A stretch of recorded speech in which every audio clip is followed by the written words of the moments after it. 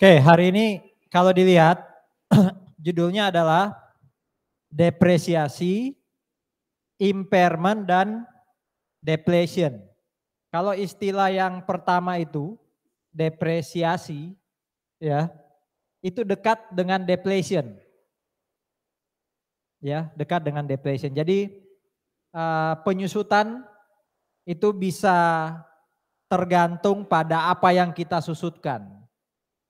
Saya ulangi ya, yang namanya penyusutan itu tergantung pada apa yang kita susutkan.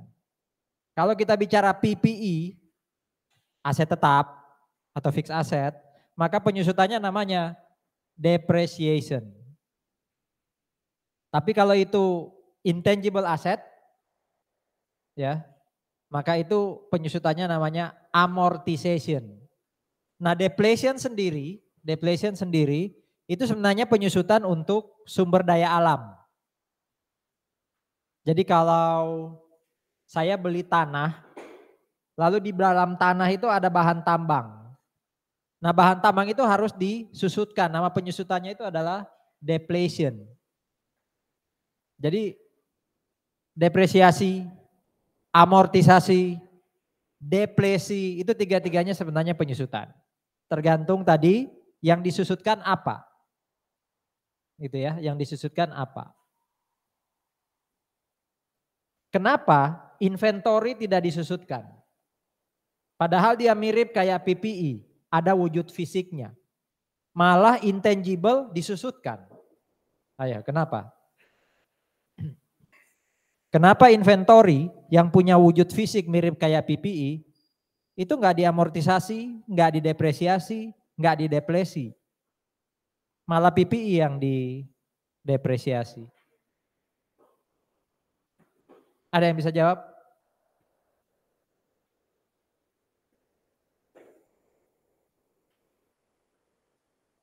Siapa lagi namanya temen yang baju hitam?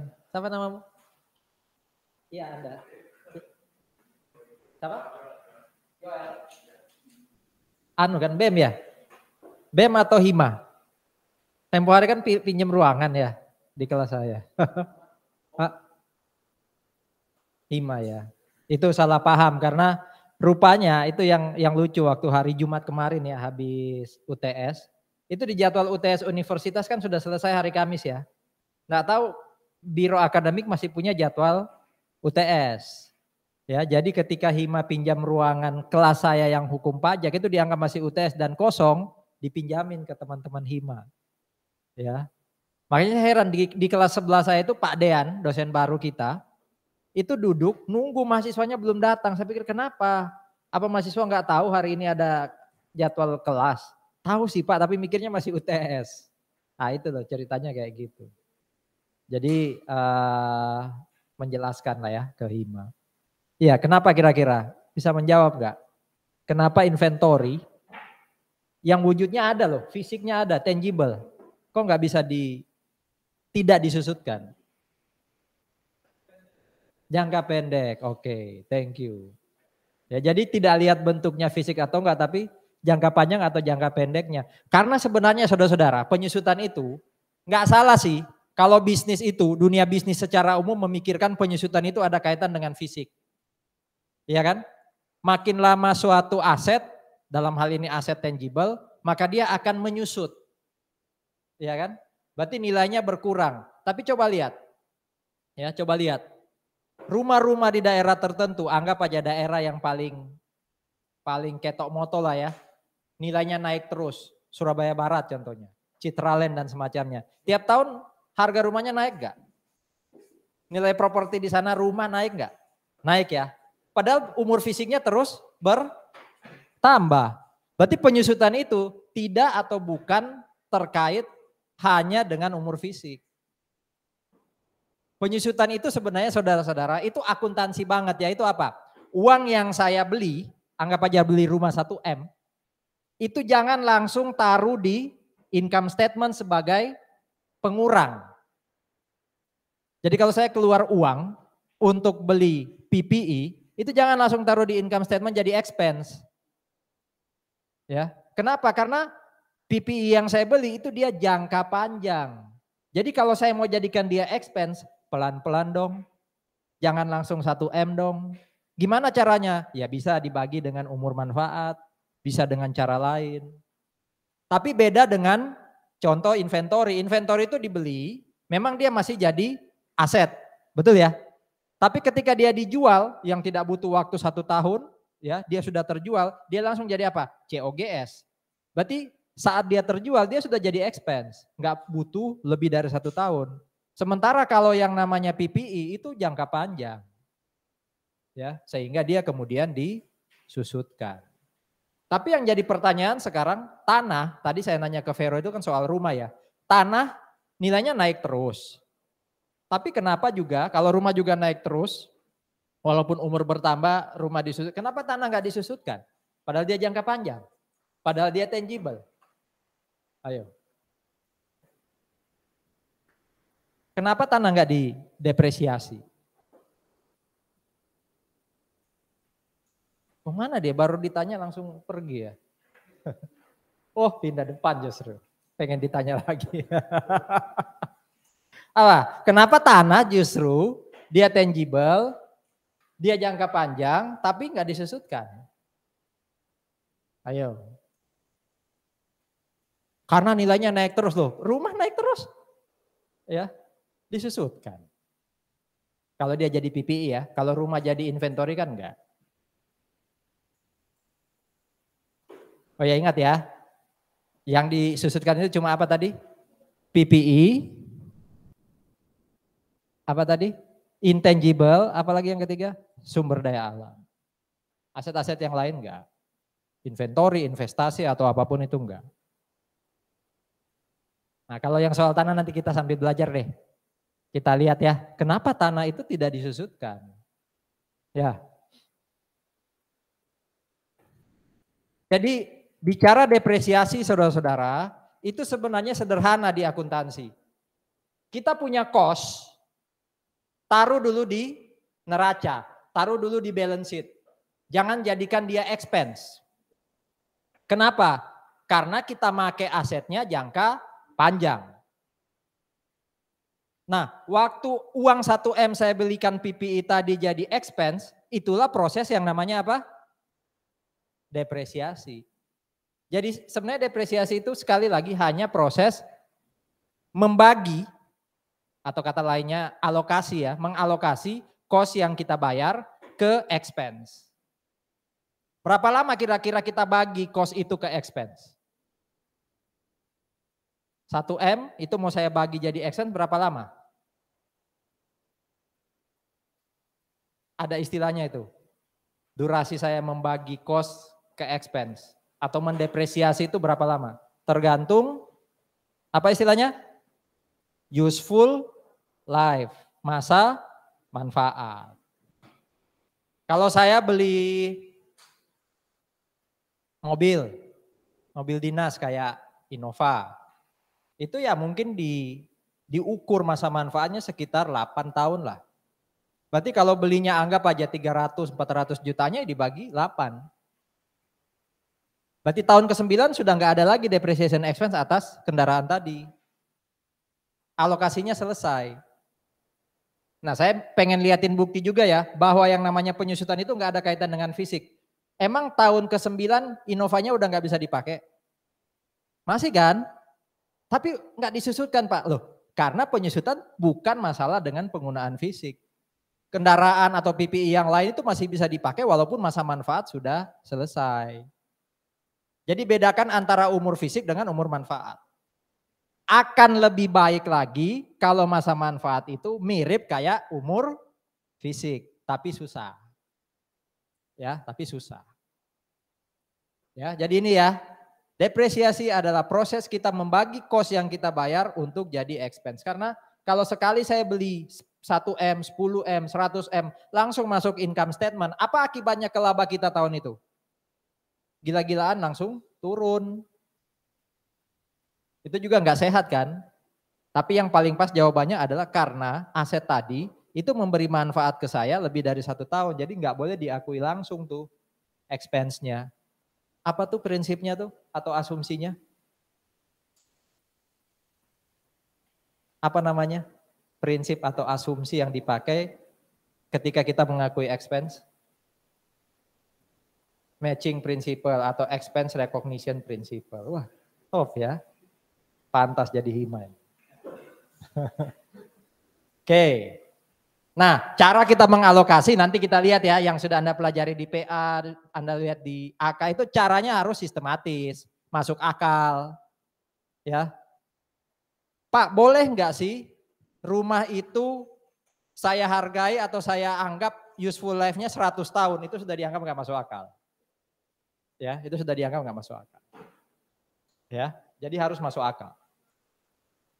Nah ini yang tadi saya sebut di awal sebagai pengantar ya.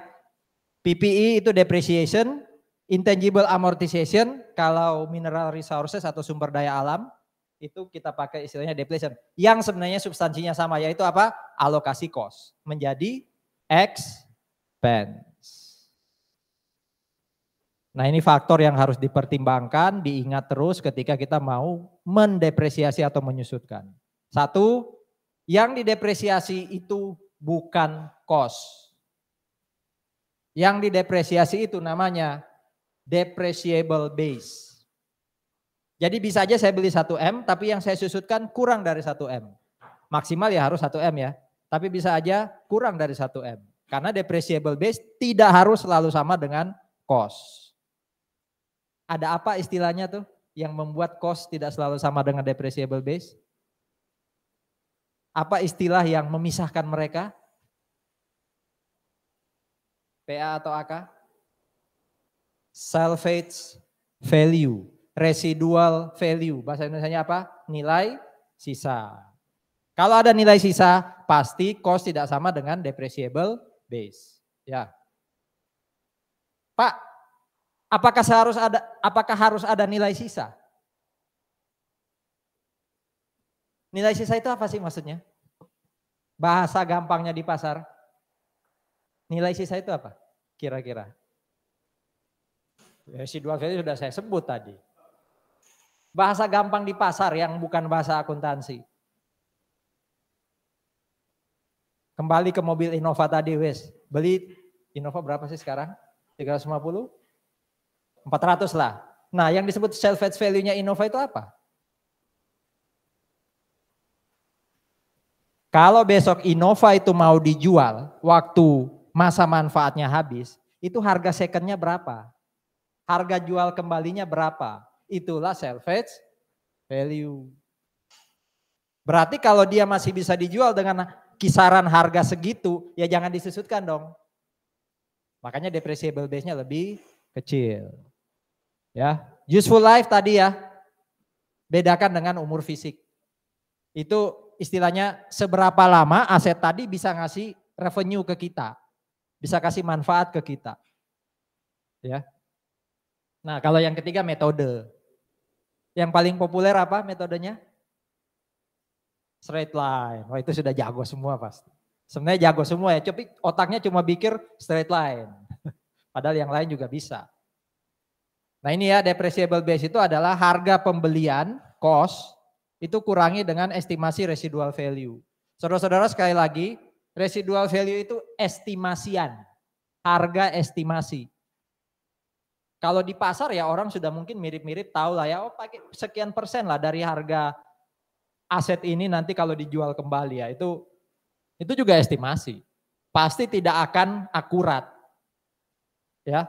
Kalau di soal ya diketahui ya, di soal diketahui. Oh iya, sambil saya juga tegaskan, kalau di soal tidak ada informasi salvage value atau residual value, asumsinya 0 ya. Berarti cost sama dengan depreciable base. Ini contohnya. Berarti di sini yang disusutkan bukan 100 tapi 25. Berapa lama disusutkan? Selama useful life. Gimana cara nyusutkannya? Pakai metode. Ya, ini juga tadi sudah saya tegaskan, beda loh. Bisa sama tapi kebanyakan beda antara umur fisik dengan estimasi useful life. Sekali lagi useful life juga estimasi. Kalau nggak mau susah, pakai aja useful life-nya pajak. Pajak itu kan ada ya, ada 2 kelompok. Masih ingat perpajakan? Ada kelompok tanah dan ada kelompok ada kelompok bangunan dan ada kelompok bukan bangunan, ya kan? Tanah itu kelompok ketiga lah, tapi dia kan tidak disusutkan. Bangunan itu dibagi 2 kan, ada yang 10 tahun, ada yang 20. Perpajakan udah lewat bahas itu kan, udah masuk PPN kalau nggak salah habis UTS nih. Ya, lalu kelompok yang bukan bangunan ada berapa kelompok? Ada 4, ada yang umurnya 4, 8, 16, 20. Mana yang umur 4? Lihat aja daftar. Jadi kalau kesulitan untuk mengestimasi useful life, lihat aja aturan pajak, udah enak. Ya. Nah, ini metodenya. Metodenya harus masuk akal, harus sistematis. Kalau di soal sekali lagi tergantung pemilihan atau informasi soal. Tapi kalau di praktik, kira-kira kapan saya milih yang A, B, atau C? Kapan pilih straight line? Kapan pilih apa tuh? Yang lain declining balance. Kalau di praktek itu harusnya nggak boleh asal milih. Walaupun ini memilih ya. Lihat aja kinerja dari aset tetap kita. Apakah aset tetap kalau kayak mesin itu bisa menghasilkan produk yang stabil. Jadi tiap tahun aset tetap ini stabil menghasilkan produk. Kalau stabil ya pilih yang straight line. Tapi kalau dia aset tetap pada umumnya yang di awal tinggi lama-lama habis ya pakai yang declining balance. Tapi kalau mau pakai pendekatan cost accounting ya yang sangat-sangat activity based gitu ya. Ya pakai mungkin metode apa tuh? Unit of use atau unit of production. Ya, jadi ini 3 metode, 3 kelompok metode besar yang nanti kita lihat satu-satu. Di AK apa yang diajarin? Hah? Straight line pasti ya. Apalagi satunya? Atau semua ini sudah diajarin? Semua sudah diajarin. Berarti nggak perlu diterangkan lagi ya. Masa diminishing belum? Nanti kita lihat ya, nanti kita lihat. Diminishing ini sebenarnya nama besarnya saudara-saudara. Itu yang saya bilang tadi, di awal besar depreciation expense-nya, makin tahun dia makin kecil. Yang selama ini dikenalkan di PA atau di AK itu yang bawah, yang declining. Tapi itu pun istilahnya bukan declining loh, apa istilahnya? Double declining balance, sama enggak itu? Declining dengan double declining balance. Harusnya enggak sama secara teori. Dalam praktek dianggap sama, nanti kita lihat juga. Ya, wah banyak yang harus dilihat ya. Pertama activity method yang ini. Ya, activity method.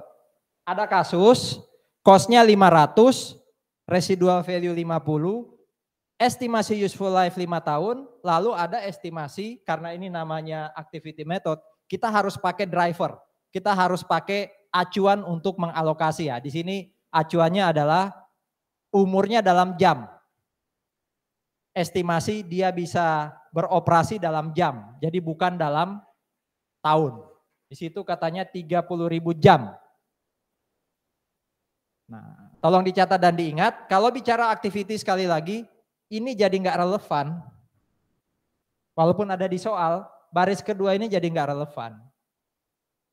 Yang jadi pembaginya, apa? Penyebut ya, pembilang penyebut. Yang jadi penyebutnya itu ini. Jadi kita mengalokasi bukan based on tahun, tapi based on activity. Nah, activity-nya di sini adalah productive life. Itu yang kemudian jadi penyebut, pembagi. Nah, konsepnya sekali lagi yang disusutkan adalah cost kurangi dengan residual value. Berarti 450 ya dibagi 30.000 per apa itu berarti? Per jam, ya kan? Per jam. Kalau tahun ini dipakainya 4.000 jam, berarti 450 bagi 30 kali 4.000. Tahun depan berapa? Ya tergantung berapa jam dia dipakai, ya kan? Begitu seterusnya. Pak, baru tahun ketiga sudah 30.000, ya sudah. Berarti tahun ke-4, 5 dan seterusnya sudah enggak didepresiasi. Pak, tahun ke-6 masih 28.000 ya, berarti walaupun sudah lebih dari 5 tahun, depresiasi terus sampai dia 30.000. Makanya saya bilang tadi 5 tahun itu enggak relate. Berarti ada yang salah dengan estimasi kalau kayak gitu ya. Kok sudah 5 tahun belum 30.000? Atau belum 5 tahun sudah 30.000, berarti estimasinya kurang akurat. Evaluasi lagi untuk berikutnya. Kalau saya beli mesin yang sama, berarti mungkin estimasi tahunnya ditambah atau dikurangi, jamnya juga disesuaikan. Jelas ya? Kalau straight line, nah ini yang katanya paling populer tadi. Sama prinsipnya, tapi yang jadi apa? Yang jadi bintangnya di sini adalah useful life dalam tahun, bukan dalam jam. Ya kan? Tetap depreciable base-nya diperhatikan, ya. Sama kayak ini kan, 500 kurang 50. Tapi penyebutnya bukan 30.000 melainkan 5. Jadi ini penyusutan per tahunnya.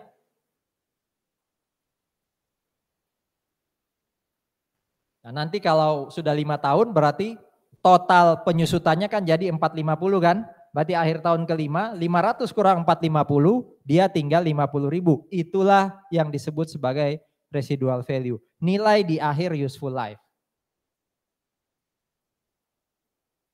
Sambil tolong diingat dan dicatat walaupun saya yakin Anda juga sudah sangat paham ya. Ada istilah apa tuh? Kalau penyusutan tahun ini digabung dengan penyusutan tahun lalu. Itu yang disebut akumulasi penyusutan, akumulasi depresiasi. Cost dikurangi akumulasi depresiasi itu namanya apa? Book value. Jadi semua istilah-istilah tadi harus dipahami ya. Nah sekarang masuk kelompok yang ini nih. Diminishing. Diminishing ini di Kiso and Wagon ada 2. Masa ini nggak pernah dapat? Jumlah angka tahun. Nggak pernah dapat? Nggak pernah ya. Ini jumlah angka tahun ini declining balance. Dari namanya saja literally kita menjumlah angka tahun. Maksudnya gini, berapa lama sih useful life-nya? 5 tahun ya udah. 5 tambah 4 tambah 3 tambah 2 tambah 1. Itu yang jadi dasar kita untuk menyusutkan nanti. Ya.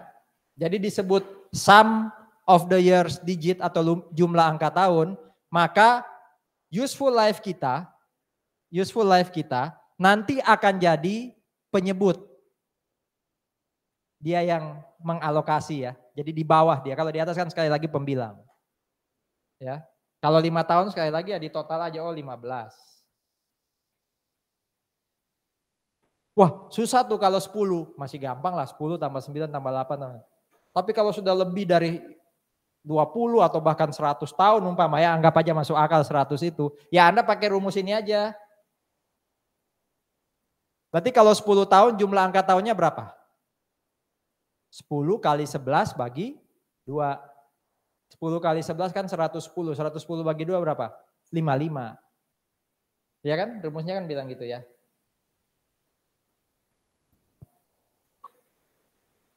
Jadi jangan ditambahin manual, pakai aja rumus ini. Gitu ya, jadi jumlah angka tahun itu merujuk atau refer ke ini. Useful life-nya yang dijumlahkan. Nanti dia jadi denominator atau penyebut. Nah, yang jadi pembilangnya apa? Yang jadi pembilangnya apa? Yang di atas.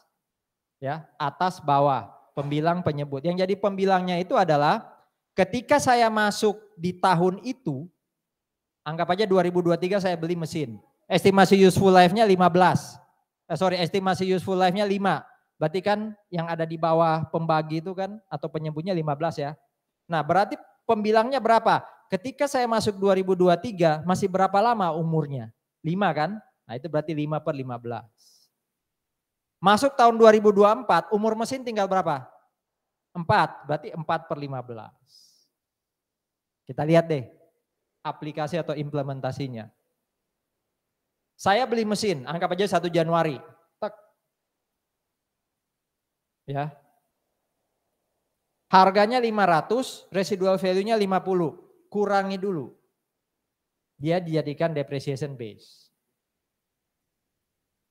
Berapa sisa umur mesin waktu pertama masuk Januari 2023? Kan masih 5. Betul? Taruh 5 di sini. Waktu masuk 1 Januari 2024, kan masih 4 tahun. Taruh 4 di sini. Demikian seterusnya. Ini yang kalau di total sekali lagi ketemu 15. Nah berarti kalau saya sudah ketemu angka ini masing-masing, udah buat proporsi seperti ini. 5/15, 4/15 dan seterusnya. Sampai kolom keempat. Clear? Oke. Nah langkah berikutnya adalah kalikan. Ya, kalikan 450 kali 5/15. Ya, dan seterusnya. Itulah depreciation expense per tahun. Yang kalau di total, harusnya totalnya adalah sama dengan depreciation base. Bisa dapat ya, yang merah ini ya. Kalau di Excel enak nih, tinggal dibuat rumus. Ini dapat dari mana yang kolom paling kanan? 350 dari mana?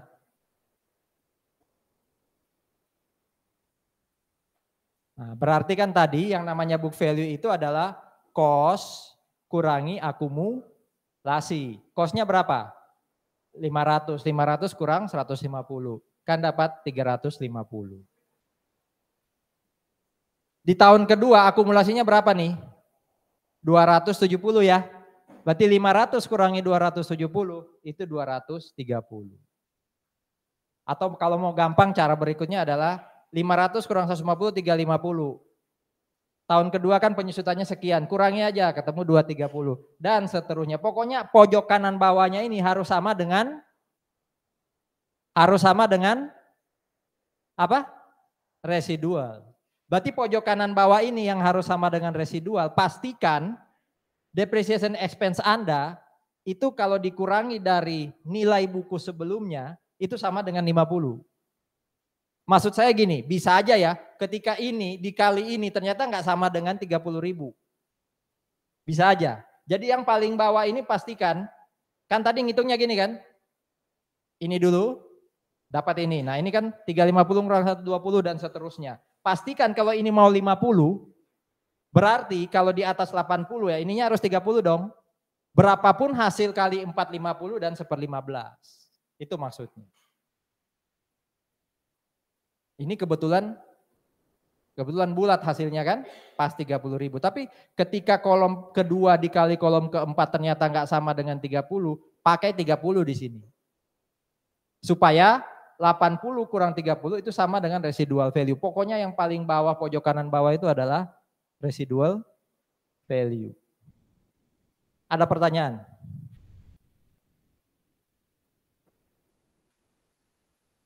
Sudah berapa metode nih? Tadi apa? Activity, straight line. Ini yang diminishing charge yang sum of the year digit. Nggak kerasa udah 3 ya.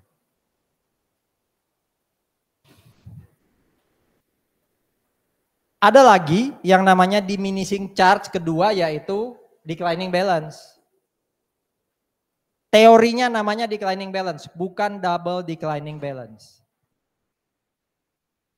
Declining balance itu ngomongnya gini, ada persentase tertentu yang jadi dasar untuk penyusutan. Umpama dia bilang gini, penyusutannya per tahun berapa? 30%. Ya sudah, berarti per tahun saya susutkan PPI saya 30%. Jadi ada aset. Ada aset, useful life-nya sama dengan 5 tahun. Tapi saya pakai declining balance 30%. Oke aja. Itu berarti per tahun penyusutannya adalah 30%. Itu declining balance stock. Tapi kalau kita bicara double declining balance itu artinya gini. 100% cost saya, kalau saya pakai garis lurus, saya bagi 5, itu kan berarti per tahun berapa? 20. Ya kan? Tapi karena saya pakai double declining balance, berarti saya double 20-nya. Sehingga per tahunnya jadi berapa? Jadi dalam kasus useful life 5 tahun, saya pakai 40%, itu yang disebut double declining balance. Tapi kalau saya pakai bukan 40%, contohnya 30K, 20K, 10K, 15K, nah itu yang disebut declining balance stock. Bisa bedain ya? Kalau di kuis atau di UAS ya perhatikan ya, kata-katanya itu declining balance atau double declining balance. Kalau declining balance berarti harus ada persentasenya. Tapi kalau sudah bilang double declining balance itu pasti 2 kalinya straight line. Ya. Clear? Oke. Cuma dalam praktek sekali lagi orang bilang declining balance itu pasti double declining balance. Tapi teorinya sebenarnya tidak seperti itu. Satu yang perlu diingat, waktu ngitung, diminishing charge yang pertama kan depreciable base kan. Kalau ini, apa katanya? Apa katanya itu? Artinya apa? Yang jadi acuan bukan depreciable base, tapi cost. Ya, jadi acuan pertama itu cost. Ya kan? 500 kan?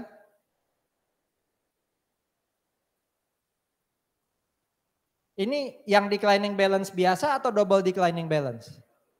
Double, karena 5 tahun, per tahunnya katanya 20, ini ternyata pakai 40, oh ini double declining balance. Kalau di sini ditaruh, barisnya tetap 5 ya, ditaruh 30% saja, atau 35% atau berapapun yang bukan 40, itu declining balance stock. Itu ya. Oke, caranya adalah, pertama taruh dulu cost-nya, kalikan dengan persentase, dalam hal ini 40%. Ketemulah depreciation expense tahun berjalan, tahun itu. Karena ini masih tahun pertama kan berarti akumulasinya 200. Cost kurangi akumulasi, itu book value. Kalau sudah dapat book value, taruh book value yang pertama atau diagonal tadi ke tahun berikutnya. Di sana kan book value-nya 300.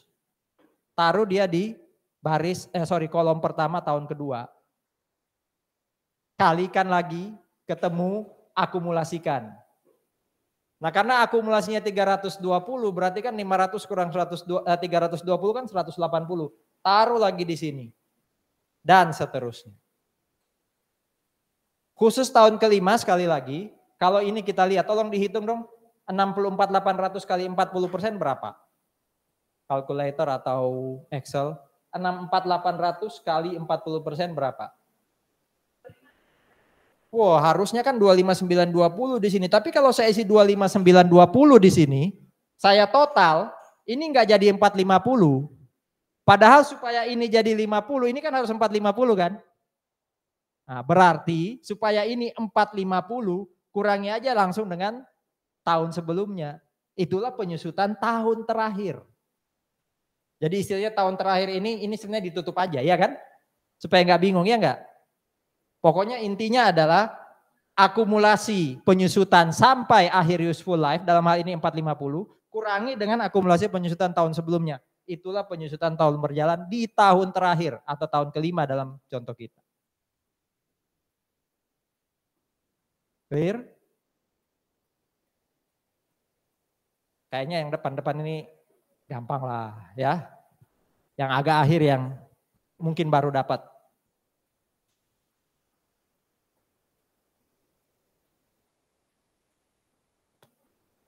Nah, ini konsep depresiasi yang juga harus diperhatikan. Jadi ini tidak ada masalah dengan metode atau cara hitung sekarang. Ini adalah petunjuk kalau kayak gini nih. Saya anggap aja ini gedungnya ini ruangan kita ya. Ada gedung ruangan kita namanya 303 umpama. Saya selesai membangun 303 ini. Keluar biaya kira-kira 500 juta. Ya. Nah, bangunan ini anggap aja 20 tahun lah. Berarti per tahunnya kalau pakai seretan 500 juta bagi 20. Tapi kan isi bangunan ini bukan hanya bangunannya tok kan. Ada AC, ada proyektor, ada perabot. Apakah umur perabot yang ada di ruangan ini sama kayak umur bangunan? Bangunan 20 tahun, apakah umur ini useful life-nya 20? Kan nggak sampai, mungkin 8 lah ini. Atau 16. Berarti kalau di sini ada juga perabot lain, tambahan lain atas suatu aset, dia jangan disusutkan pakai 20 tahun useful life-nya. Terus berapa tahun ya? Sesuai umur dia. Jadi disusutkan satu-satu istilahnya. Kalau di sini kayaknya contohnya pesawat. Ada pesawat, mesinnya itu punya umur sekian. Berarti cost-nya dibagi jumlah umur, useful life. Kalau perabotnya, baling-balingnya kah atau mungkin kursinya kah, itu dibagi sesuai dengan useful life-nya.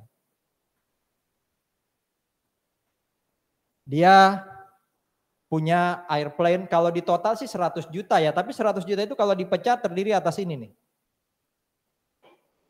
Ini mesinnya, airframe ini apa ya, saya nggak tahu. Ini mungkin komponen lain, yang pasti ini lebih besar nih, karena dia lebih daripada mesinnya gitu. Ya mungkin sistem supaya pesawat itu bisa beroperasi gitu ya, anggap aja gitu. Itu nilainya 60. Mesinnya sendiri 32, ada komponen lain 8. Nah ini rupanya umur manfaatnya pun juga beda-beda. Berarti penyusutannya juga harus dihitung satu-satu. Nah udah kalau mau pakai garis lurus 60 bagi 20 plus 32 bagi 8 plus 8 bagi 5. Berapa tuh dapatnya? 8.600. Bukan 100 dibagi 20. 100 bagi 20 berapa? Berapa 100 bagi 20? 5 juta. Ya, ini 8 juta. Walaupun nggak masalah sebenarnya ya. Ini semua kalau nanti akumulasi tahun terakhir, pasti ketemunya tetap 100 kan ya. Kalau pakai cara ini kan. Sementara kalau saya langsung bagi 100 bagi 20, 5 kali 20 toh juga 100. Cost-nya pasti tetap akumulasinya nanti 100. Cuma ini lebih akurat untuk ngitung depresiasi. Jelas? Berapa penyusutan tahun 2028? Coba hitung penyusutan tahun 2028.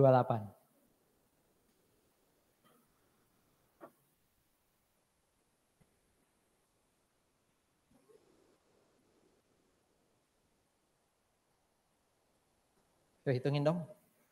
2028. Ini 2023 loh ya, anggap aja Januari, 1 Januari belinya. Di sini aja biar enak.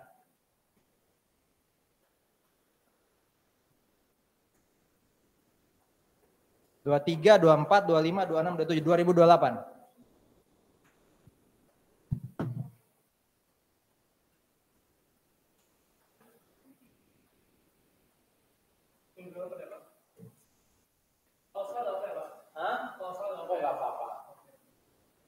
Manusia kan memang tekannya sama. Itu kalau benar itu jadi sesuatu yang luar biasa. Itu memang untuk bisa apalagi kalau ya, kalau salah.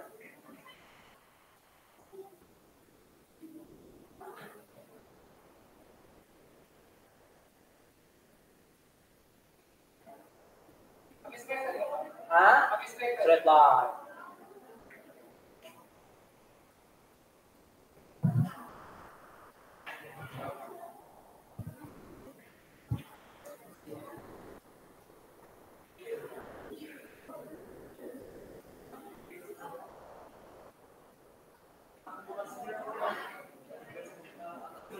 Penyusutan 2028 rupanya depreciation expense. Jadi depreciation expense 2028 itu berapa sih?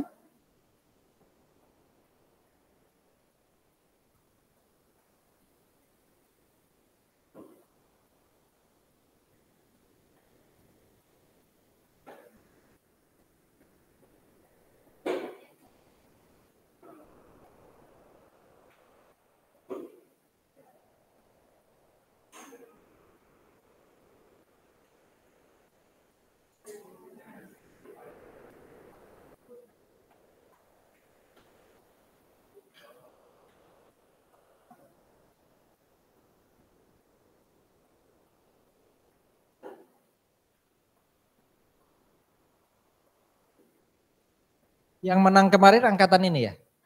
Yang menang di UI? Angkatan kalian ya? Hah? Atas. Berarti tahun depan giliran kalian loh ya? Angkatan kalian. Dulu saudara-saudara, waktu kita, ya saya lupa tahun berapa, cukup lama, kita hampir setiap lomba itu kita sapu bersih. Bukan hanya sekedar juara satu. Sampai UNER pernah ngadain lomba tuh, 1, 2, 3 kita, hampir tiap tahun kita, jadi piala bergilirnya ada di lemari sana tuh, lemari yang di depan TU itu tuh. Tapi makin lama mungkin karena semangat belajarnya untuk cepat lulus lebih tinggi dibandingkan ikut lomba, akhirnya jarang udah prestasinya. Nah sekarang kan mulai tuh, tempo hari kan ada saya panggil satu-satu ya, anak wali saya khususnya untuk kalau diajak lomba ayo. Roderick kok nggak ikut ya? Oh ya kan masih bawah ya, masih kakak kelas yang di ini.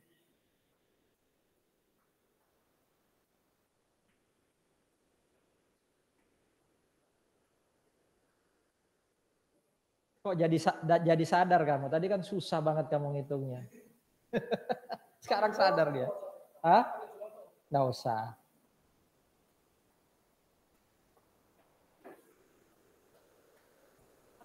Jadi di tengah jalan dia tiba-tiba menemukan cahaya kebenaran, akhirnya dirubah gitu kan. Saudara-saudara ini kan cuma sampai 5 tahun. Berarti tahun ke-6 dia sudah nggak muncul kan? Ya sudah, 3 tambah 4 doang. Tadi kan susah gitu ya, sampai dibagi 15. Sekarang dia sudah dapat, iya kan? Yang other component itu cuma 23, 24, 25, 26, 27. 2028 dia udah nggak ada. Berapa penyusutan tahun ke-9? Tinggal 3 juta udah. Itu tok. Itu ya, ada pertanyaan?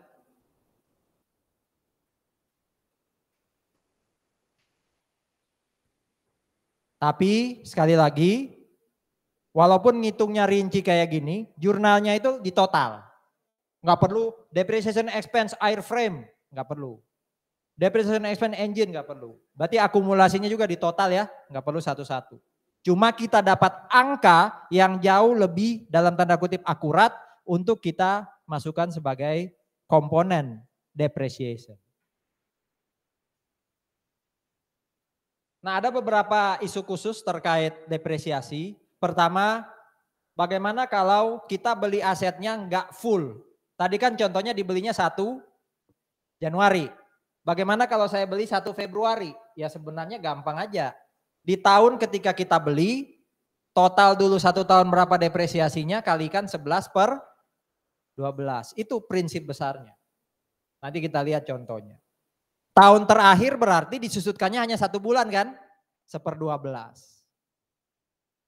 Kalau kita belinya nggak pas 1 Februari Pak, tanggal 23 Februari ya, berarti bukan lagi pakai 12 ya, pakai 365 kan sebagai pembagi. Ya itu prinsip besarnya untuk kotak pertama. Yang kedua adalah apakah depresiasi ini teoritis ini teoritis, konseptual nih, nanti kita bahas juga. Terus bagaimana kalau kayak ini nih. Awalnya saya estimasi 20 tahun.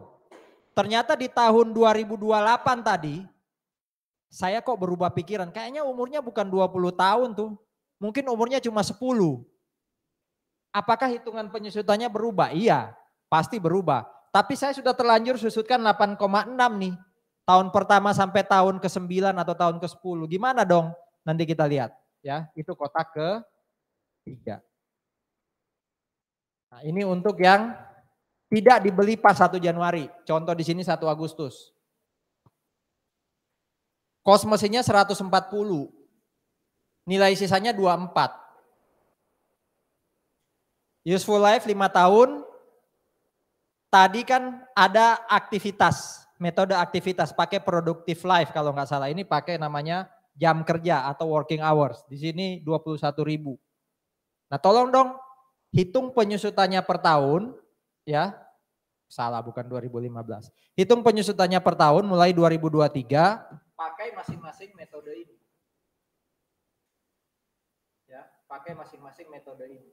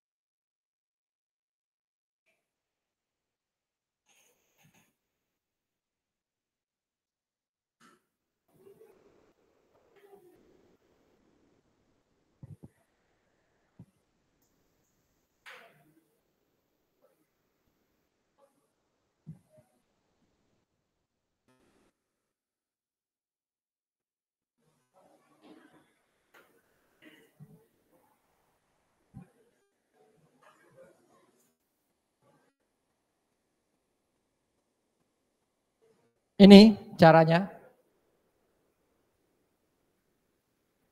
Straight line 150 kurangi 24 itu ketemu 126. Itu depreciable base. Lalu bagi 5. Berarti penyusutan per tahunnya harusnya 25.200 kalau full kan. Khusus untuk tahun pertama dia dipakai hanya 5 bulan, Agustus, September, Oktober, November, Desember. Berarti 5/12 kali 25.200. Berarti tahun pertama depreciation expense-nya hanya 10.500. Nah berarti masih ada 7 bulan sisa kan di tahun 2028. Nah itu yang dikali 7/12. Pokoknya intinya kalau ini di total akumulasinya harus 126. Straight line harusnya mudah. Tapi kalau ada pertanyaan monggo.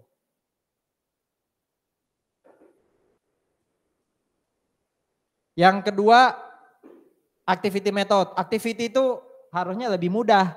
Karena mau dibeli tanggal berapapun kan gak masalah ya. Iya kan? Penyebutnya tinggal dibagi dengan berapa? Dibagi dengan berapa? Ini kan? Iya enggak? Dibagi dengan 21.000. Ya. Jadi per jamnya 6. Per jamnya 6, ternyata di 2023 di soal mungkin enggak disebut, tapi harusnya ada. Di 2023 itu 800, ya udah 800 kali 6, berarti penyusutannya tahun 2023 itu 4.800, enggak usah pusing. Mau dikali 5/12 enggak usah, karena tahun atau bulan pembelian jadi enggak relevan, enggak relate. Berapa penyusutan tahun 2024 ya? Tergantung soal. Ya kan? Tergantung soal. Oke, yang kedua harusnya enggak masalah. Yang ketiga nih. Ini yang harusnya juga enggak sulit. Harusnya enggak sulit. Masalah bagi aja. Bagi kali. Ya, bagi kali. Oke. Prinsipnya tadi gimana? Penyebutnya adalah apa? Tadi apa? Penyebutnya adalah apa? Jumlah angka tahun. Berarti kalau 5 tahun 15 kan? Pembilangnya apa? Waktu mau masuk tahun itu umurnya masih berapa lama ya kan? Sekarang saya nanya. Waktu masuk Agustus 2023, kan kita beli 1 Agustus 2023. Umur mesin itu masih berapa lama? Masih berapa tahun? 5 tahun. Berarti 5 kan? Betul ya? 5/15, betul? Setuju ya? Oke, 5/15 dikali 126. Ya, dikali depreciable base. Karena kan hanya declining balance yang tadi pakai cost kan. Yang lain pakai depreciable base. Oh ketemu 42.000. Tapi 42.000 ini itu kan untuk full 12 bulan. Betul sih Agustus ke depan umurnya masih 5 tahun. Tapi di tahun itu penggunaannya hanya 5 bulan. Berarti 5/12. Ada proporsi 5/12. Sehingga penyusutan tahun 2023 hanya 17,5. Jelas? Jelas ya? Oke, sekarang gini, kita mau masuk tahun 2024. Masih berapa lama umurnya? Sudah kepake 5 tahun. Berarti masih ada 4 tahun 7 bulan ya? Betul ya? 4 tahun 7 bulan. 7/12 itu 0,5833 atau 0,58 lah. Berarti umurnya masih ada 4,58. Paham ya dapatnya dari mana ya? Iya enggak? Masuk 2023 umurnya masih 47/12 tahun, betul ya? 47/12 itu ya 4,58. Penyebutnya selalu apa tadi? Halo? Apa penyebutnya? Jumlah angka tahun. Jadi selalu dibagi 15. Ya sudah, kalikan aja langsung. 126.000 kali 4,58/15. Kenapa nggak perlu dihitung partial year-nya? Karena kan dia sudah full tahun ini. Betul? Nah, sekarang lihat. Sampai akhir 2027 kan masih ada sisa 7 bulan, betul? Betul ya, masih ada sisa 7 bulan kan? Berarti masuk 2028, umurnya masih berapa lama? 7 bulan. 7 bulan itu kan 7 per 12 kan? Harusnya kan 1 tahun, tapi ini kurang dari 1 tahun ya 7 bulan ya. Berarti dia 7 per 12. 7 per 12 itu kan 0,58. Ya udah kalikan aja 0,58 per 15 kali 126. Ketemunya 4.900. Kenapa nggak dikali lagi dengan 7 per 12 di sini? Kenapa nggak ada pengali 7 per 12? Karena itu kan sudah ketangkap di 0,58 kan? Iya enggak? Paham? Terus angka ini buat apa dong? Ini cuma buat nunjukin kalau di total ini 100%. Gitu loh maksudnya. Jadi yang 5 per 12 nggak relate di sini. Ada pertanyaan? Nggak sulit ya?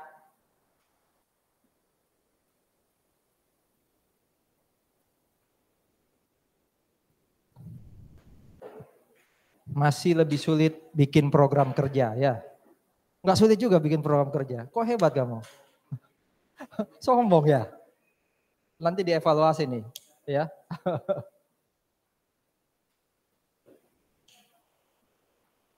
Atau justru nggak ada program kerja makanya gampang. Nggak kerja dia. Yang lain, ada pertanyaan? Roderick mana? Hadir nggak Roderick? Oh ada ya. Kalau Roderick sampai nanya itu berarti memang susah. Ini dia nggak nanya berarti clear lah ya. Oke, double declining balance. Prinsipnya sama kayak garis lurus, tapi ingat di sini angkanya adalah cost dan di sini harus di apa? Diproporsi. Ini kenapa nggak dikali 7 per 12? Pakai prinsip tadi itu loh. Pokoknya tahun terakhir dia harus 126.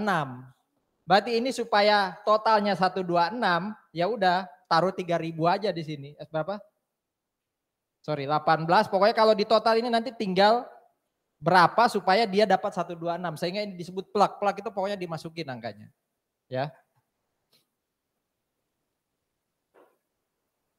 Ini 60 kali 5 per 12. Ini kan 50 sama kayak ini semua sama. Tapi yang ini ya, yang 3.000 itu jangan pakai 10,8. 10.800 kali 7 per 12 berapa coba itu? 10.800 kali 7 per 12 umpama. Berapa sih ketemunya?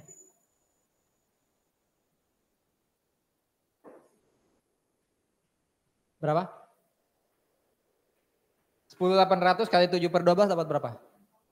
6 ribuan. Kalau 6 ribu saya taruh di sini, ini jadi 129 kan? Padahal harusnya totalnya berapa? 126 toh. Gitu ya. Jadi ini 3.000 itu asalnya dari mana? 126 kurangi yang atas.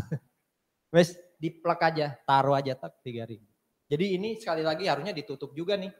Biar nggak bingung.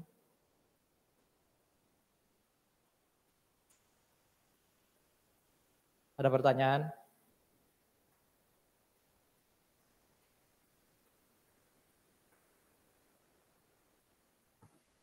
Nah ini yang tadi kotak kedua kalau nggak salah isu tuh kotak kedua ya.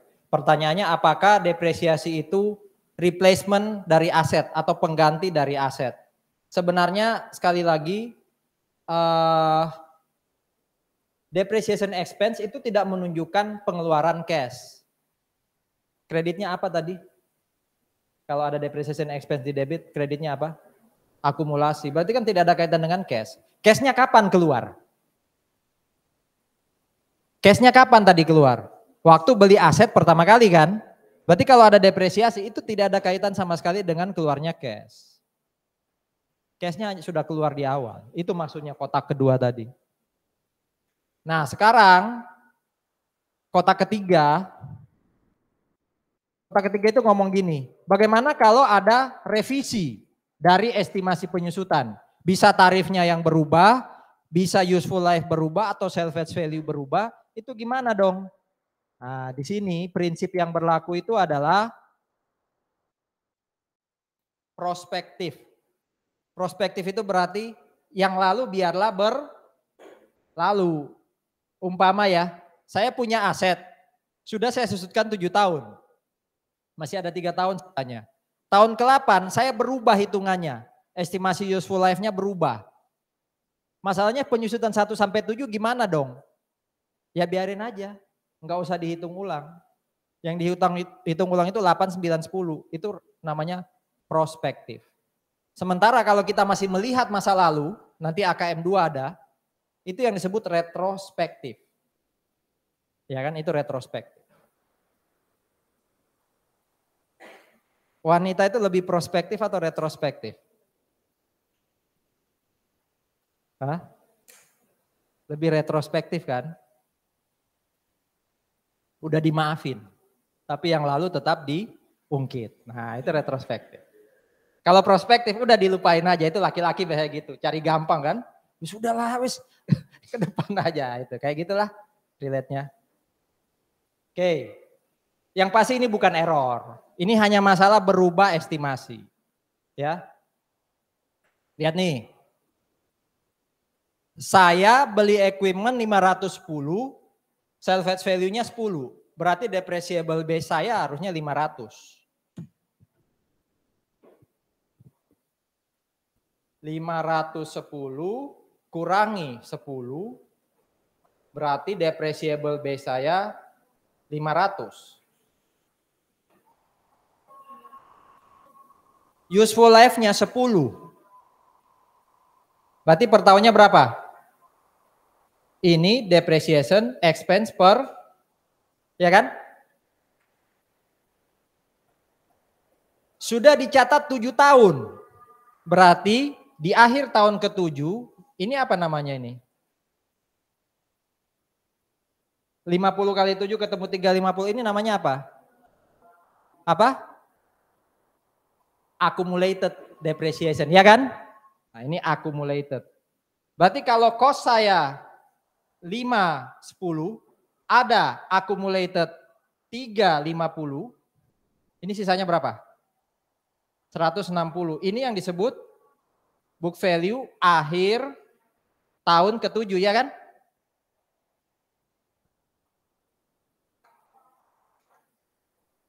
Nanti jangan lakukan, ya manusiawi sebenarnya, jangan lakukan kekonyolan, Anda taruh cost-nya itu 500, bukan 500 itu bukan cost, tapi depreciable base ya. Oke, nah sekarang masuk tahun ke-8, 2023 itu tahun ke-8, ternyata useful life-nya itu, ya useful life-nya itu harusnya 15 bukan 10, yang ini nih. Harusnya 15 bukan 10. Nah, sekarang di 2023 useful life awal total ya, useful life awal total itu kan 10. Berarti useful life awal sisanya tinggal berapa? Tinggal 3. Ya enggak? Kan sudah 7 tahun ya didepresiasi. Dengan berubahnya ini jadi 15, berarti kan harusnya ini 3 tambah 5, ini jadi berapa? 8, betul? Berarti nanti harusnya, ya harusnya 10 ini kita bikin baris ya, ini nanti dibagi 8. Tapi berapa yang dibagi 8 supaya dapat depreciation expense per tahun? Nggak boleh lagi 510 kurang 10 loh, tapi ini. Ya enggak? Ini yang harusnya dibagi 8. Kalau tidak ada useful, kalau tidak ada residual value. Ya kan? Harusnya kan 160 bagi 8. Itu penyusutannya per tahun mulai tahun ke-8 ya sampai tahun ke-15, betul? Nah, ada nggak residual value baru? Oh, ada Pak, 5.000. Nah, berarti 160 kurangi 5 itu berapa? 155 dibagi 8, berapa tuh? Tolong hitung. Berapa? 19.075. Kalau awalnya tadi per tahunnya itu adalah 50.000, ya kan? Tahun 1 sampai 7 ini 19.375 tahun ke 8 sampai 15. Pak, kan beda tahun 1 sampai 7 dengan 8 sampai 15. Udah deh 1 sampai 7 dilupain, biarin aja. Nggak usah diutak-atik lagi 1 sampai 7, itu namanya prospektif. Betul ya hitungannya ya? Intinya adalah saudara-saudara, kalau ditanya perlu nggak saya koreksi tahun 1 sampai 7? Nggak perlu. Ya. Nah, berapa depreciation expense untuk tahun ke-8 dan seterusnya? Semua ada di slide. Yang ada di papan itu ada di slide. Silakan lihat slide-nya kalau mau lebih jelas. Kalau mau bertanya juga silakan.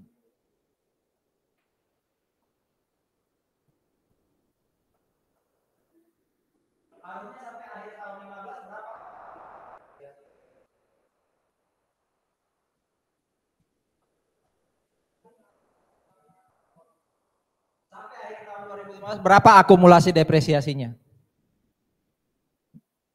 495, dari mana 495? Tadi katanya kan ada sales value baru ya, sales value barunya 5.000. Berarti kalau ini 510 ya, sementara ini adalah 5.000 ya dikurangi aja. Bilang 495 karena tertipu dengan 500 kan. 500 itu bukan cost loh, 500 itu depreciable base awal. Ya, berarti harusnya nanti ya 510 kurangi 5.000, itulah akumulasi penyusutan akhir tahun ke-15. Ada pertanyaan?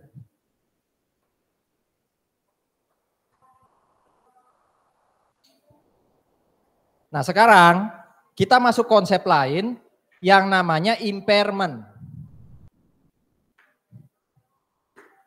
Yang namanya impairment.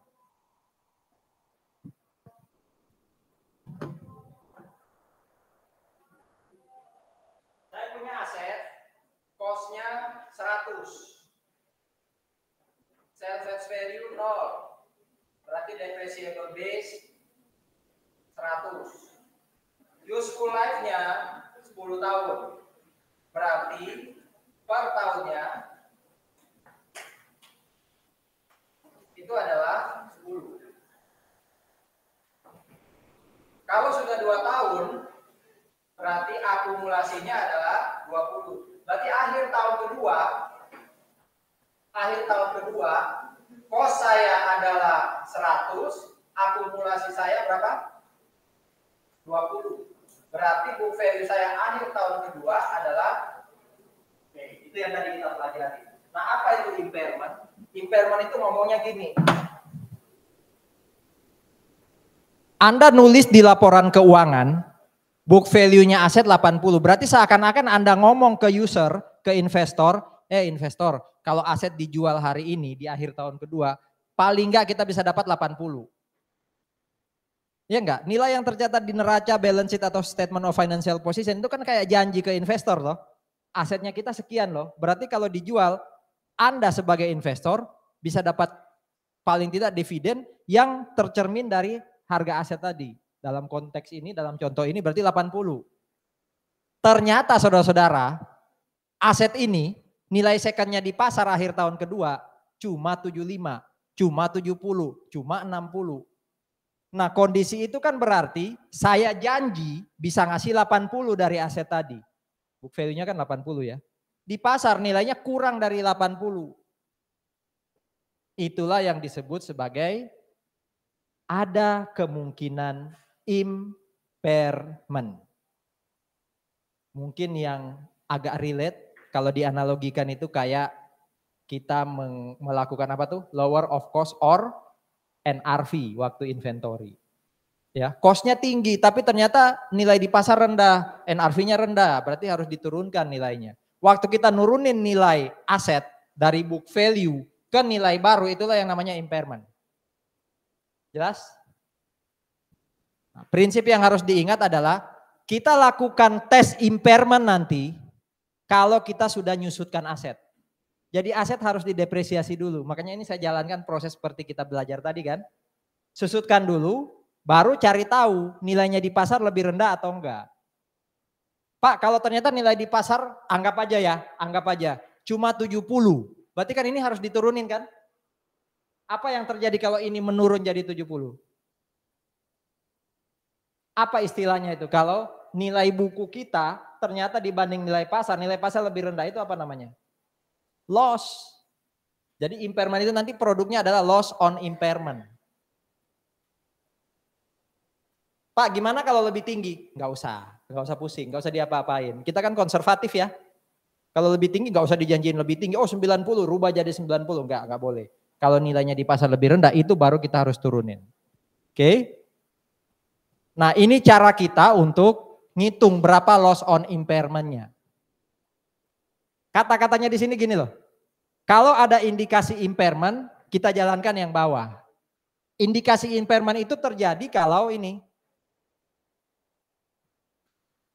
Ternyata nilai buku, book value itu nama lainnya adalah carrying amount, carrying value. Kalau ternyata nilai buku itu sudah tidak sama dengan atau lebih tinggi dibandingkan nilai pasar, ada kemungkinan terjadi impairment.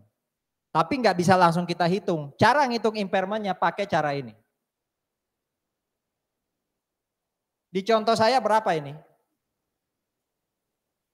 Di contoh saya berapa ini?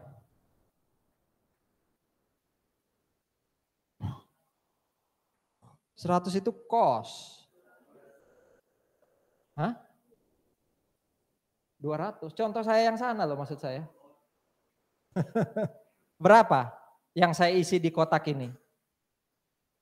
Ini kan. Carrying amount, carrying value, book value itu sebenarnya sama. Nah, jadi ini gampang ngitungnya ya. Cost kurangi akumulasi. Udah. Ya, close. Nggak boleh nggak paham lagi, wes. Nah, sekarang yang harus dilihat yang sisi kanan Anda ini nih. Kita membandingkan mana yang lebih tinggi antara ini dengan yang kanan. Ini apa ya istilah lainnya ya?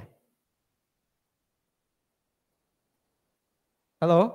Apa ya istilah lainnya ya?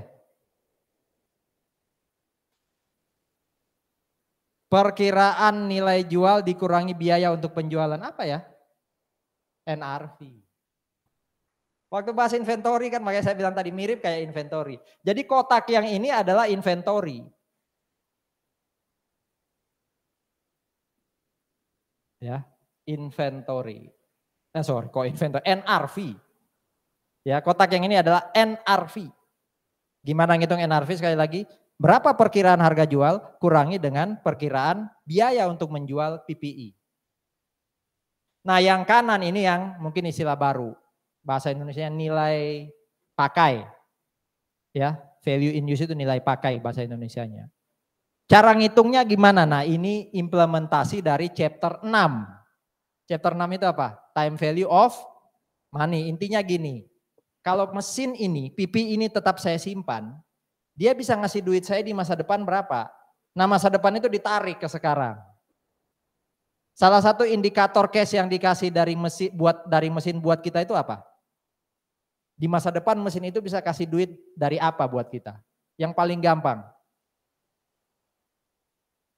Kalau Anda bilang, oh dari mesin itu bisa menjual inventory Pak. Itu agak susah mikirnya. Ada satu istilah yang sebenarnya paling gampang untuk ditarik ke nilai sekarang. Useful life kita berakhir, nilai mesin masih ada, itu namanya apa? Salvage value. Itu kan di masa depan kan? Tarik aja ke nilai sekarang. Pakai anuitas atau pakai single sum? Itu nilai yang hanya satu atau tiap tahun ada? Hanya satu ya, berarti pakai single sum. Itu yang paling gampang kita analisis untuk kita present value kan. Tapi ada lain, nilai-nilai yang lain ya. Tapi itu yang pasti muncul untuk kita present value karena itulah value in use.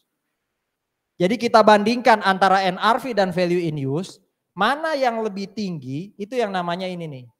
Nilai yang dapat dipulihkan atau recoverable amount.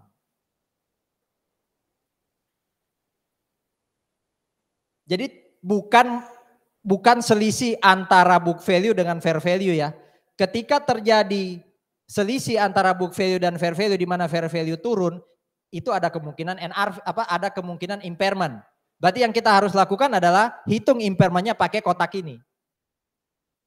Jadi belum tentu kalau fair value lebih rendah daripada book value atau carrying amount pasti impairment. Buktikan dulu pakai ini. Jelas ya? Kita lihat contohnya. Ada perusahaan carrying amount-nya itu 200. Carrying amount-nya 200. Ingat carrying amount itu adalah cost kurangi akumulasi penyusutan. Jadi bukan cost loh ya. Fair value-nya setelah dikurangi cost to sell atau NRV-nya adalah 180. Ya, 200 isi di kotak ini, 180 isi di kotak ini. Value in use-nya, ini berarti kita nggak perlu ngitung, diketahui ya. 205, taruh di kotak ini. Bandingkan antara value in use dan NRV, mana yang lebih tinggi? Oh 205, taruh di sini. Kalau ternyata recoverable amount lebih tinggi dari carrying amount, no impairment. Gitu loh. Jadi kalau di praktek itu mungkin ya, kok aset kita turun ya kayaknya kalau ini dijual di pasar. Wah ini ada impairment nih, hitung-hitung pakai cara ini. Tapi kalau ternyata setelah dihitung tetap lebih tinggi recoverable amount, ya sudah nggak ada impairment. Berarti beban kita untuk tahun ini hanya satu atas mesin ini, yaitu beban penyusutan. Nggak ada loss, ya kan? Ini dulu deh ada pertanyaan. Contoh pertama, impairment. Nah bagaimana kalau yang terjadi gini? Ya 200, 180, value in use 205. Kalau ini value in use-nya ternyata 175. Kalau tadi kan 205 diganti dengan 175, taruh di sini. Ternyata yang paling tinggi adalah NRV. Dia jadi recoverable amount. NRV-nya lebih rendah dari 200 dari carrying amount. Itulah yang namanya impairment. Berarti loss on impairment-nya adalah 200 kurangi 180. Nah, kita akui itu loss on impairment 20.000. Ada nggak ya jurnalnya? Nah, ada di sini. Lawannya apa itu kreditnya? Accumulated depreciation. Teringat jurnal apa? Depreciation. Berarti kesimpulannya accumulated depreciation yang ada di laporan keuangan itu kemungkinan terdiri atas dua. Satu, karena penyusutan. Dua, karena apa? Impairment. Itu ya.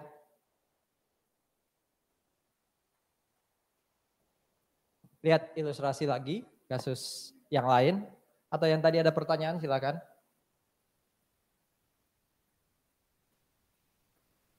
Habis impairment ya, kita break sejenak. Oke. Tanggal 31 Desember, dia punya equipment cost 26, akumulasi depresiasi 12. Asumsinya saudara-saudara, asumsinya adalah 12 ini sudah termasuk penyusutan 2023. Saya ulangi ya, di soal ini 12 juta itu sudah termasuk penyusutan 2023. Bisa jadi nanti saya munculkan soal di mana Anda hitung dulu penyusutan 23. Toh sudah biasa kita lakukan kan, yang tadi saya hitung di kanan itu loh. Betul ya? Toh sudah kita lakukan di awal tadi pakai apa? Garis lurus, diminishing, activity. Paham maksudnya ya? Jadi di soal ini tahun 2023 nggak usah pusing. Depreciation expense to accumulated depreciation berapa? Nggak perlu pusing karena sudah ada di 12 juta. Tapi nanti akan ada soal yang Anda hitung dulu penyusutan, baru kita bisa lakukan impairment test. Gitu ya. Jadi impairment test harus tahun itu penyusutan dihitung dulu. Oke. Useful life 4 tahun, residual value 2 juta. Berikut adalah informasinya. Carrying amount-nya berarti 26 kurang 12, dapat 14. Clear? Oke. Depresiasi yang diakui, nah ini 6 juta. Ya, 6 juta 2023. Recoverable amount-nya 11. Wah enak nih. Ini langsung diketahui, nggak perlu bandingin ya kan? Ngomong recoverable amount, berarti kalau ada soal kayak gini saudara-saudara, lalu di bawahnya kasih value in use-nya sekian, NRV-nya sekian, udah yang itu nggak usah dilihat tuh. Itu hanya untuk buat Anda pusing. Toh recoverable udah disebut di sini. Kecuali ini belum disebut berarti harus dihitung. Oke. Nah, 14 isi di sini, ini kan carrying amount menurut soal, betul? Recoverable-nya berapa? 11 katanya. Berarti loss on impairment-nya adalah 3. Saya nanya sekarang, beban aset ini untuk tahun 2023 berapa? Beban atau pengurang yang terkait aset ini untuk tahun 2023 berapa?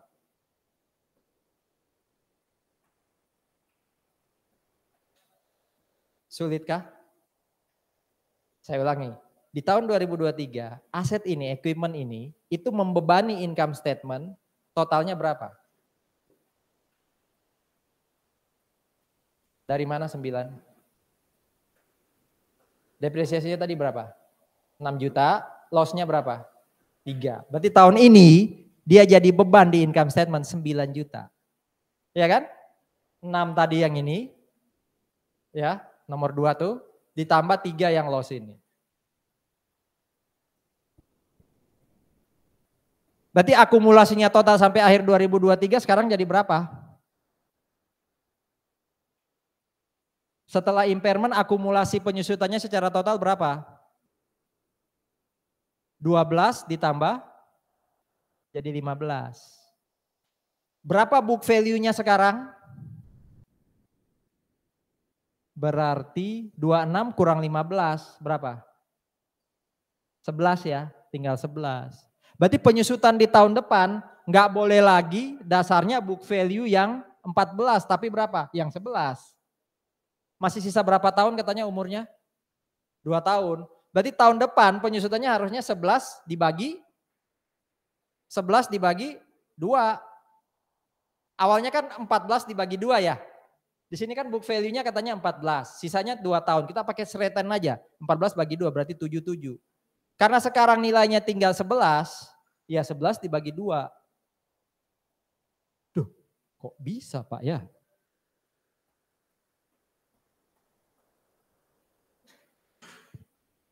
Akumulasi, saya bisa sebut akumulasi 1, tadi berapa menurut soal? Sebelum impairment?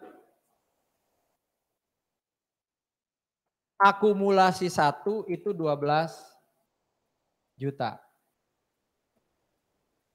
Awalnya kos kita kan 26.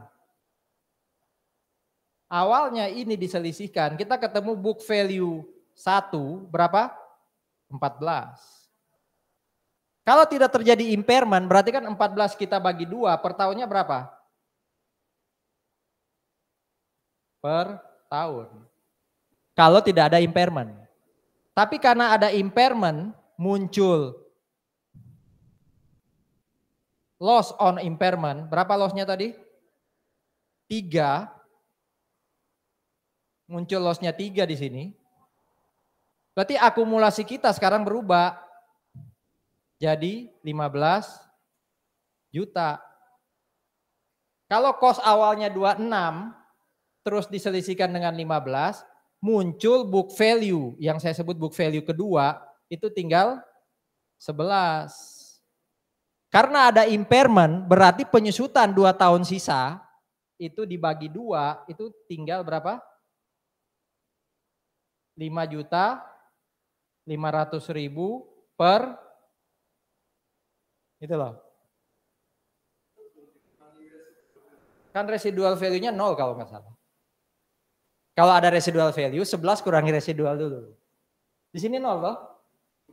Oh ada 2 sorry ya. Berarti thank you. Berarti 11 ini berarti ini bukan 7 juta dong ya.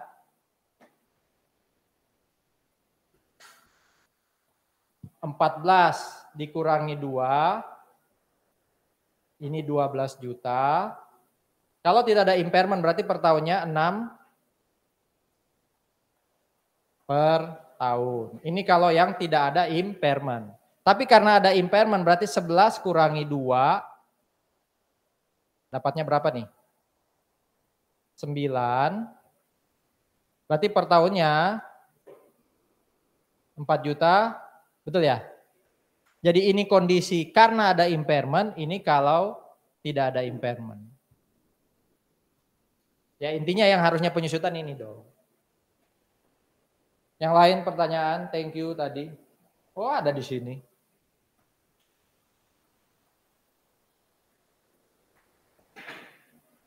Tapi lebih enak ditulis ya, kelihatan urutan-urutan kerjanya kan.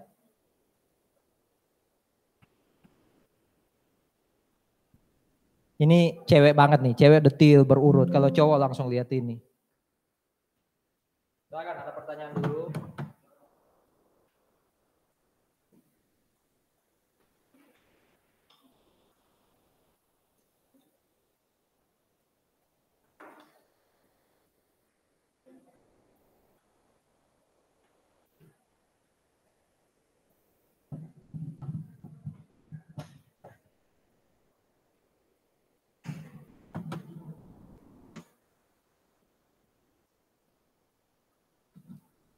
Oke.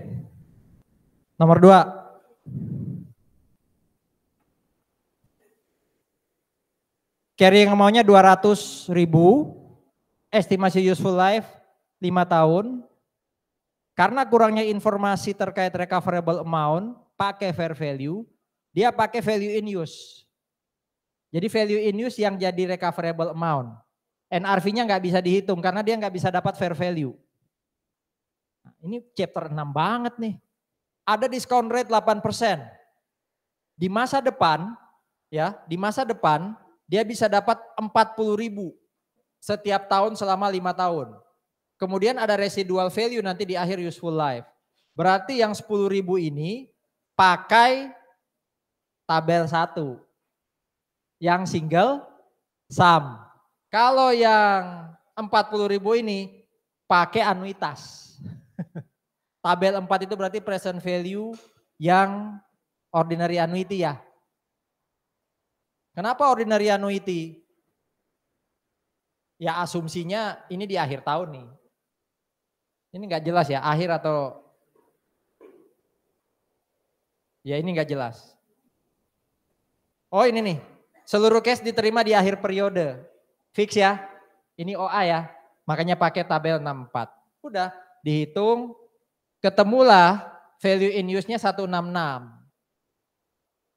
Kalau dari sini aja ada impairment nggak? Tanpa perlu lihat slide berikutnya bisa disimpulkan ada impairment nggak? Impairment itu kan bandingkan carrying amount dan recoverable amount. Recoverable amount-nya kan di sini nggak bisa pakai NRV, pakainya value in use. Value in use-nya 166, carrying amount-nya 200, berarti ada ini lebih rendah kan? Impairment, ada pertanyaan?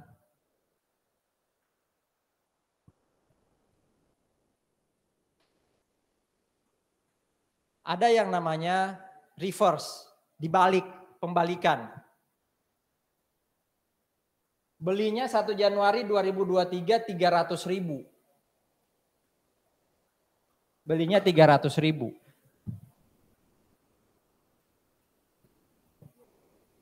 Berarti 2023 carrying amount-nya cost 300, akumulasi berapa akhir tahun 2023? 300 kalau dibagi 3 kan 100. Berarti book value-nya akhir 2003 berapa? Atau carrying amount-nya 2023? 200. Jelas? Nah recoverable amount-nya di sini ternyata 180. Berarti ini terjadi apa? Berapa loss-nya? Ini jurnalnya tuh. Jelas ya? Yang ini jelas ya? Karena kita mau narik ke tahun 2024. Di tahun 2024, ya, di tahun 2024,